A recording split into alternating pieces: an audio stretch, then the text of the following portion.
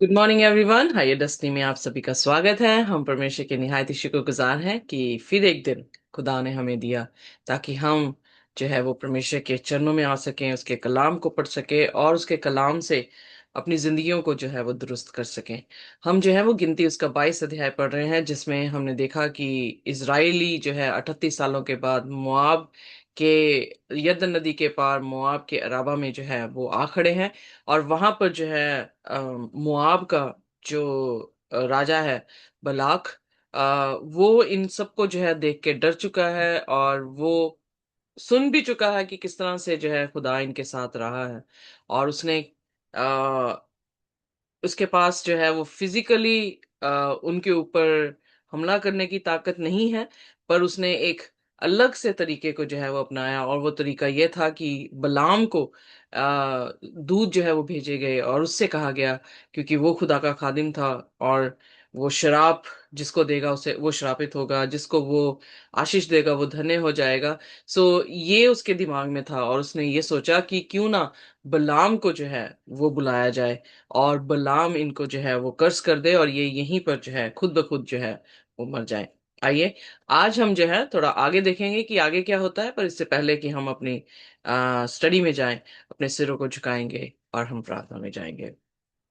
हमारे आसमानी खुदावंद, हम आपके शुक्रगुजार हैं, धन्यवाद करते हैं प्रभु कि आप हमारे परमेश्वर हैं। आसमान में आपको छोड़ हम किसी को नहीं जानते और ना ही हमारी इच्छा किसी और चीज की है। खुदावंद, हम सिर्फ आपको प्यार करते हैं और खुदावन आपके साथ जीना चाहते हैं। हमारी गुनाह गलतियों को आप माफ कर दें। जब आपके तख्त के सामने हम अपने आप को पेश करते हैं, हम अपने गुनाहों के साथ नहीं बल्कि प्रभु यीशु मसीह के लहू से धुले हुए होके खुदावन हम आपके पास आना चाहते हैं। हमारे में ऐसी कोई खूबी लियाकत नहीं। खुदावन, हमें हलीम रखें और हम किसी भी चीज का घमंड ना करें। जो चीजें आपने हमें दी हैं बरकत खुदावन, उसका हम धन्यवाद करें और खुदावन उन बरकतों को लोगों के साथ भी बांट सकें। आज के कलाम पे भी आपकी खास बरकत हो खुदावन। आप बोले, हम सुने, आप बढ़े, हम घटे और आपका नाम मुबारक ठहरे। इस प्रार्थना को यीशु के नाम से मांगते हैं, आमीन। आमेन। आमीन। सो आइए देखते हैं अपनी 7वीं आयत, और 7वीं आयत से आगे जो है हम पढ़ना शुरू करते हैं। तब मोआबी और मिधानी पुरनिये भावी करने की दक्षिणा लेकर चले और बिलाम के पास पहुंचकर बालाक की बातें कह सुनाई। उसने उनसे कहा, आज रात को यहाँ टिको टिको, और जो बात यहोवा मुझसे कहेगा उसी के अनुसार मैं तुमको उत्तर दूंगा। तब मोआब के हाकिम बिलाम के यहाँ ठहर गए। अब बड़ी इंटरेस्टिंग चीज यहाँ पर ये देखने को मिलती है कि बलाक जो है अपने पुर्नियों को भेज रहा है, और उसके पुर्निये जो हैं वो बलाम बलाम तक जो है वो पहुंचे हैं। बलाम क्या अनजान था इस बात से, जबकि वो खुदा का खादिम था? और क्या उसने जो प्रोफेसीज की या खुदा के साथ उसके रिलेशनशिप थे, क्या बिना किसी खुदा के रिलेशनशिप के वो प्रोफेसीज कर रहा था? खुदा हमेशा उनके साथ होकर चला। जैसे हम सैमसुन की भी जो है उदाहरण को देखते हैं। सैमसुन जो है वो आत्मा का भरा हुआ व्यक्ति था, और सैमसुन को खास करके जो है वो अलग किया गया था। उसे एक नाज़रीन के तौर से जो है वो देखा जाता है। और हम देखते हैं कि पवित्र आत्मा होने के बावजूद भी पवित्र आत्मा उसके जरिए से काम करना और उस टास्क को फुलफिल करना कि इज़राइल को जो है वो मुआबियों के गुलामी से जो है वो बचाया जाए। If I am not mistaken, is it मुआबी, सॉरी, फिलिस्तीनियों की जो है जोर से जो है उन्हें बचाने के लिए खुदा ने उसको नियुक्त किया, और खुदा का टास्क था कि वो उन्हें आजाद करे, फिजिकली आजाद करे, स्पिरिचुअली जो है उन्हें पाप से जो है वो अलग करे। पर खुदा का आत्मा उस पे उतरता था। पर क्या उसने चुनाव नहीं किया कि वो गलत अपने निर्णय लेके खुदा के विरोध में पाप करे? बार बार जो है वो उसकी कहानी में हम देखते हैं कि वो अपने फैसले जो है वो गलत ले रहा है, और फैसले गलत लेते हुए भी खुदा फिर उस पर जो है अपनी आत्मा को जो है उंडेलता है। ऐसा नहीं कि खुदा पक्षपात वाला परमेश्वर है।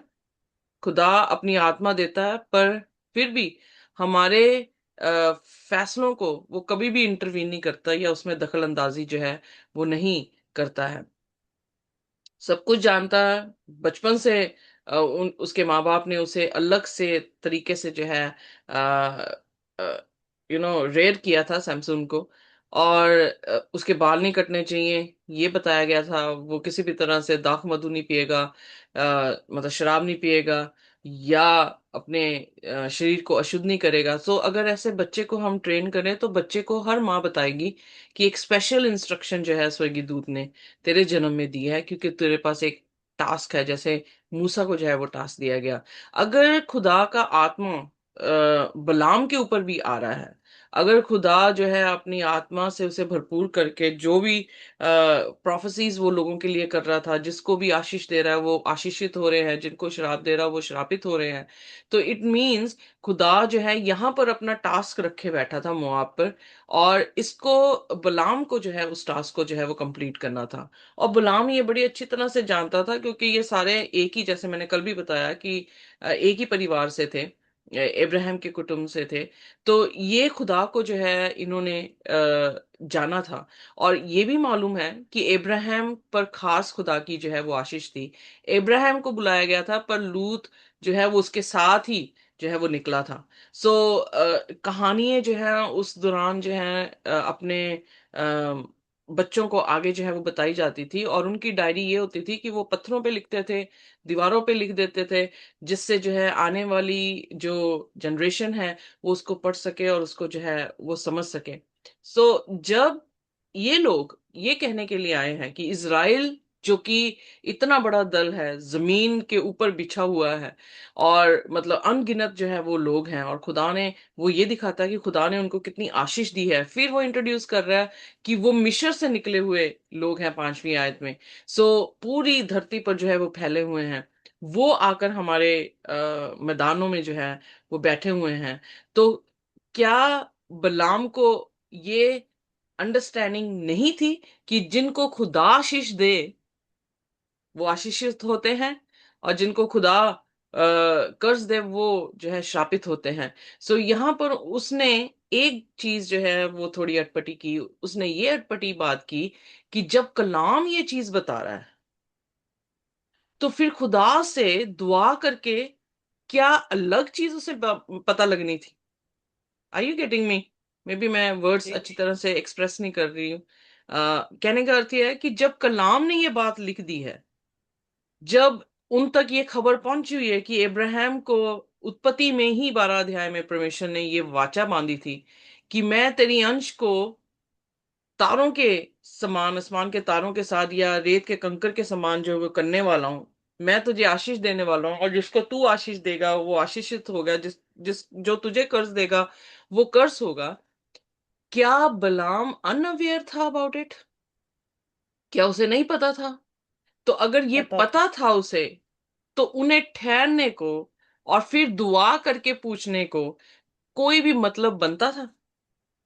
नहीं। नहीं। So something was fishy. यहां पर कुछ जो है वो फिशी हुआ है। क्या फिशी हुआ है कि राजा जो है, आई डोंट नो उसके क्रेडिट बैलेंस कैसे चल रहे थे, बट राजा जब कोई भी चीज, सपोज करें कि आप बलाम की जगह में हैं और आप एक छोटे से, मैं यहाँ पे छोटे से कमरे में प्रचार कर रही हूँ, और अचानक से जो है प्राइम मिनिस्टर आके ये कहना शुरू करे कि वाओ, भेज दे किसी को कि हमने आपका प्रचार सुना, आप तो बहुत अच्छा प्रचार करती हैं, और आपको इनवाइट किया गया है कि आप जो हैं वो आकर उनके साथ उनके मेज पे जो है वो खाना खाएं, और फिर उसके बाद आप जो हैं क्रिश्चियंस के लिए जो है लान तान जो है वो करे। अभी तक उन्होंने ये नहीं कहा कि आके लान तान करे। मतलब वो बातें उन्होंने ब्लॉक की बता दी हैं। ठीक है। तो कहने का अर्थ है कि जब हमें अपॉर्चुनिटी मिलती है जिसमें प्रॉस्पेरिटी हो, जिसमें नाम हो, तो इजीली इंसान क्या हो सकता है? गिर सकते गिर हो। सकता है। अचानक से आपको पता लगे कि ओ माय गॉश, आप जो है एक ऐसे व्यक्ति के साथ जुड़ने वाले हैं जो बहुत अमीर है। आपकी सारी फाइनेंशियल जो इनसिक्योरिटीज हैं वो खत्म हो जाएंगी। तो आप कितने खुश होंगे? आप कहेंगे वाह, इस आदमी के साथ मेरा बिजनेस चलना चाहिए, या इस आदमी के साथ मेरा रिश्ता होना चाहिए, क्योंकि मैं ऑलरेडी स्ट्रगल कर रही हूँ अपनी फाइनेंसेस से। Are you getting?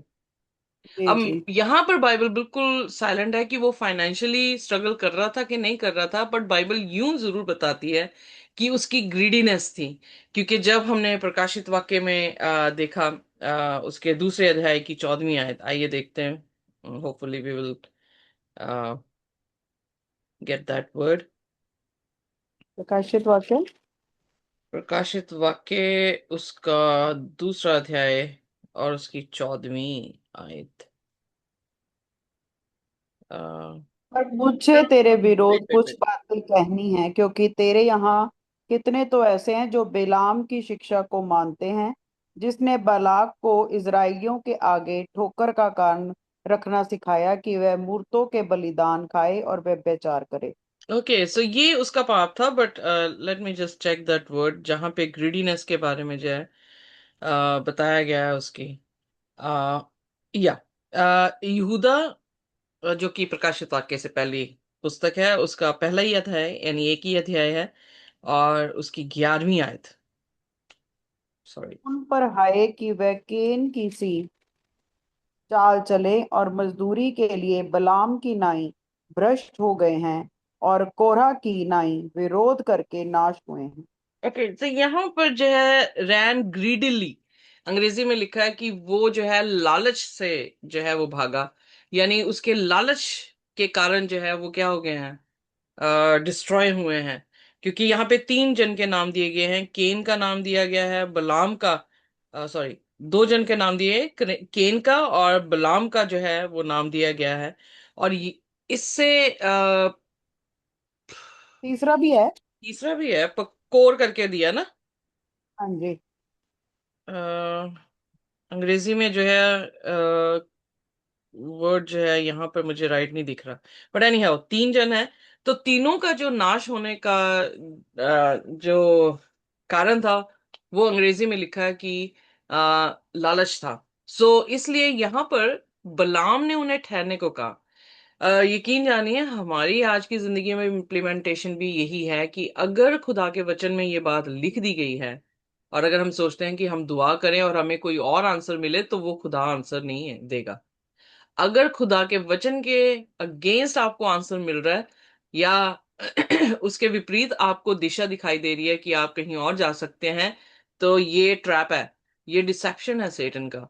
क्योंकि खुदा कभी भी अपनी जुबान से मुकरता नहीं है। नहीं है। सो कलाम उसकी जुबान है, और अगर कलाम में ये बातें लिख दी गई हैं, और अगर हम ये सोचते हैं कि हम दुआ करेंगे तो शायद खुदा कुछ और मुकाशवा हमें देंगे, बिल्कुल नहीं। क्योंकि बलाम को कोई दूसरा मुकाशवा दिया ही नहीं गया था। सो यहाँ पर बलाम उनको ठहरा रहा है, और एक तरह से उनकी फेवर भी नहीं लेना, मतलब छुड़वाना चाह रहा, यानी कहने का सकता कि लूज नहीं करना चाह रहा उनकी फेवर, या बलाक के रिवॉर्ड जो है वो लूज नहीं करना चाह रहा, और साथ साथ में खुदा को भी लूज नहीं करना चाह रहा। सो कितनी बार है हम भी मिडिल ग्राउंड में होते हैं कि हम खुदा को भी नहीं छोड़ना चाहते, और दुनिया को भी जो है वो छोड़ना नहीं चाहते होते। हमारी अपनी इच्छाएं भी खुदा के साथ जो है पूरी करने की जो है हम कोशिश करते हैं। अह,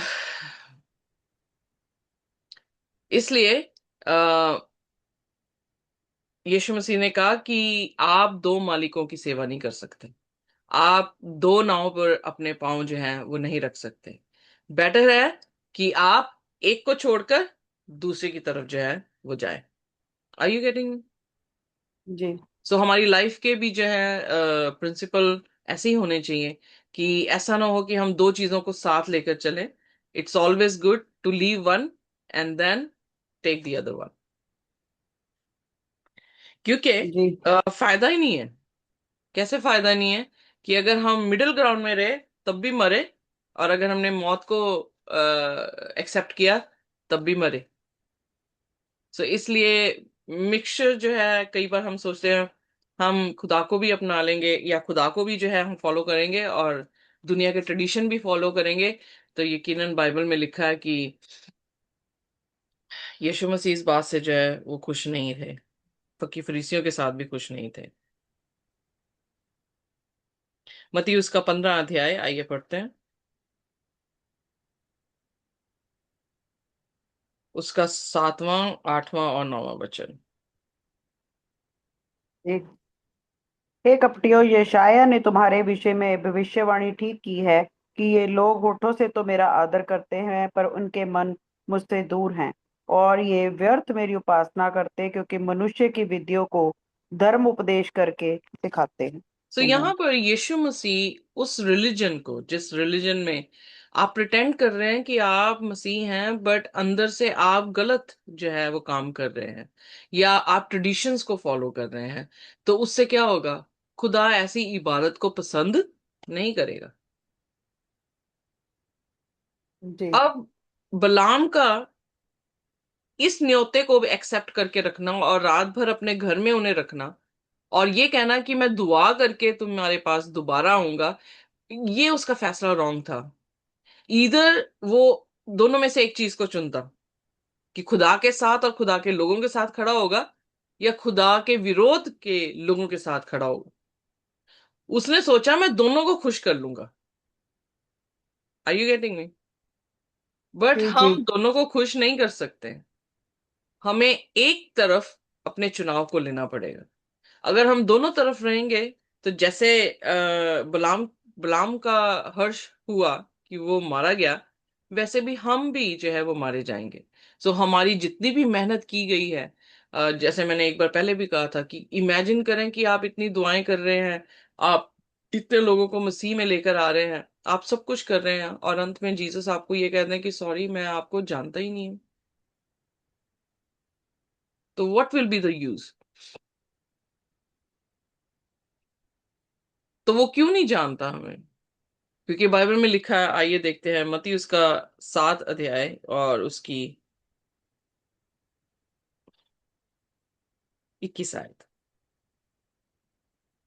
बीस जो से। मुझ जो तो उनके फलों से तुम उन्हें पहचान लोगे कि जो मुझसे हे प्रभु कहता है, उनमें से हर एक स्वर्ग के राज्य के प्रवेश ना करेगा, परंतु वही जो मेरे स्वर्गीय पिता की इच्छा पर चलता है। सो Amen. यहां पर हम देखते हैं कि कोई मिडिल ग्राउंड नहीं है। आप या तो मूर्ख होंगे या आप समझदार होंगे। आपने अपना घर या तो बालू पे बनाया है या आपने पत्थर पे बनाया है, चट्टान पे बनाया है। आप सकरे रास्ते पे चल रहे हैं या चौड़े रास्ते पे चल रहे हैं। सो आप जो है, अगर कंप्लीटली सकरे रास्ते पे आना चाहते हैं, कंप्लीटली अपना घर चट्टान पे बनाना चाहते हैं, कंप्लीटली अगर आप वाइस बनना चाहते हैं, तो we should not entertain the things which are against God. फिर हमें वो चीजों को एंटरटेन नहीं करना है जो खुदा के कलाम के विरोध में है। इसीलिए कोई भी चीज कलाम के साथ अगर मैच नहीं करती है, तो पर्सनली आई डोंट बिलीव।